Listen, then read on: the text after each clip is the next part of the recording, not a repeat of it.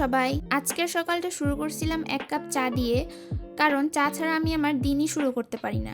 তো বাসায় পাখির খাবার শেষ হয়ে যায় আর আম্মুরও নাকি অনেক বাজার করা বাকি ছিল, তাই বৃষ্টির মধ্যে আমরা দুইজন বের হয়ে পড়ি। বের হওয়ার সময় সামনে এই পুচকি বাচ্চার সাথে দেখা হয়ে যায়। এরপর আমরা ওখানে বৃষ্টির মধ্যে চলে যাই গ্রসারির দোকানে। বাসায় অনেক জিনিস শেষ হয়ে গেছিলো, ওগুলো নেই। আর আম্মুকে অনেক জোরাজোরি করার পর আম্মু আমাকে এই নুডলসটা কিনে দেয়।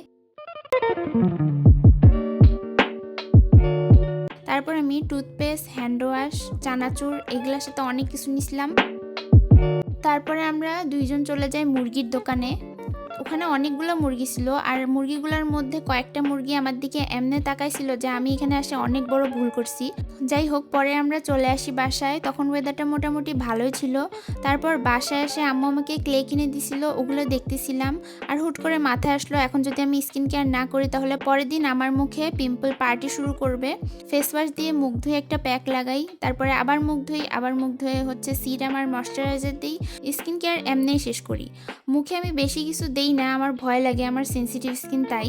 পরে রামেন রান্না করে 14 বার দেখা স্কুইড গেম দেখতে থাকি আর রামেন এনজয় করি। বাই বাই সবাইকে।